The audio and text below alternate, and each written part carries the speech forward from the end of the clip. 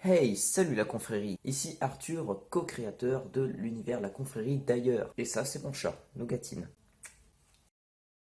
Aujourd'hui, on se retrouve pour une nouvelle vidéo où on va inaugurer un nouveau concept de présentation de personnages. Sûrement que certains d'entre vous n'ont pas encore tout compris les personnages. C'est normal, on n'a pas fait grand-chose, on n'a pas fait beaucoup d'animation. C'est pour ça qu'en attendant de travailler sur l'épisode 1, le vrai, on fait ces petites vidéos de présentation de personnages pour que vous puissiez déjà les connaître un minimum. On va pas révéler toute leur histoire, leur passé, non, on va juste se concentrer sur leur personnalité, leur pouvoir peut-être s'ils en ont, et puis leur implication dans l'histoire. Et cette semaine, ce sera donc réservé à Bébert. Alors Bébert, c'est qui, c'est quoi? C'est un dieu, et pas n'importe quel dieu, puisqu'il a créé notre planète. C'est lui donc qui a créé notre univers, avec toutes les espèces que nous connaissons. Il a dû faire preuve vraiment de toute son imagination. C'est pour ça qu'il n'a plus de cheveux sur la tête, à force de se les arracher.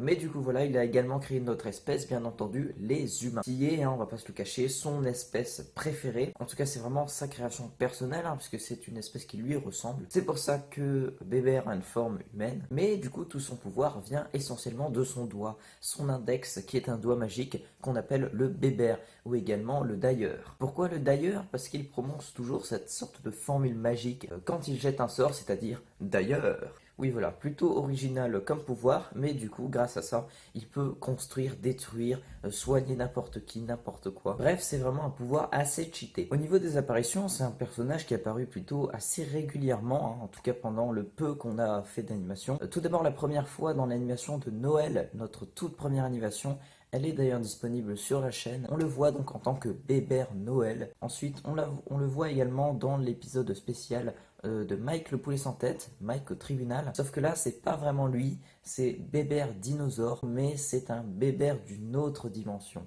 Donc voilà, pas vraiment lui. Mais ensuite, on a également dans l'animation d'Halloween qu'on a sorti récemment. Donc on a Bébert qui fait peur aux autres personnages en se déguisant en boutrou. Et puis je pense que c'est tout. Et donc Bébert, pour pouvoir se rapprocher de sa civilisation, il décide durant l'Antiquité de venir sur Terre pour pouvoir les approcher vraiment de plus près. Et c'est alors qu'il décide de régler certains conflits pour protéger sa population, voilà, des guerres ou des choses comme ça. Donc il intervient dans certaines situations et le peuple lui en est très reconnaissant, il est vraiment adoré du peuple. Voilà, il y a vraiment toute une aura qui va se construire autour de lui, de l'Antiquité romaine. Le problème, c'est qu'en faisant ça, Bébert, il va perturber le cours de la vie, tout simplement, de la vie qu'il a créée, puisque il va intervenir. Et malheureusement, c'est vraiment quelque chose qui n'est pas à faire. Et le coup de grâce, on va dire, qui va lui faire réfléchir à tout ça, c'est quand son ami, qui est l'empereur Titus, un empereur romain, donc qui va lui demander une preuve de son pouvoir, en lui demandant de lui donner un pouvoir ou de lui donner quelque chose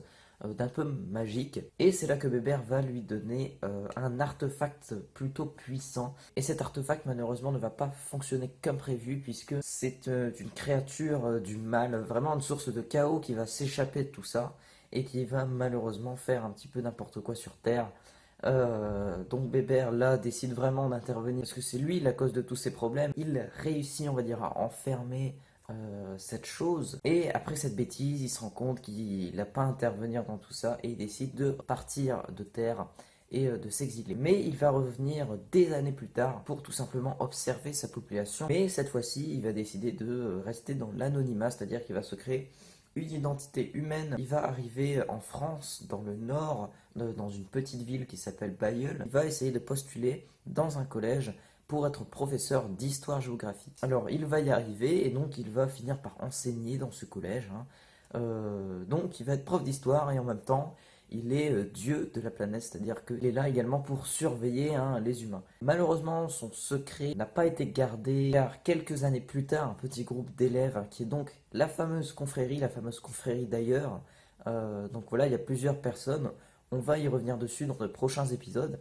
Mais en gros, il est démasqué et donc c'est comme ça qu'il décide de former la confrérie d'ailleurs. Ce sont les seuls qui connaissent son secret et bien évidemment il ne faut le répéter à personne. Et ce petit groupe, au-delà de garder ce secret, va être chargé parfois de certaines missions où Bébert ne peut pas agir tout simplement parce qu'il ne faut pas qu'on le reconnaisse ou des trucs comme ça. Bébert, voilà, c'est quelqu'un assez grand, voilà, avec ses lunettes toujours bien droites, voilà, le crâne bien rasé, sauf un peu sur les côtés. C'est quelqu'un qui est très charismatique, que ce soit dans sa voix assez grave, quelqu'un qui va très facilement prendre la parole, qui sait bien dire les choses. C'est un personnage qui est très très important dans cet univers-là.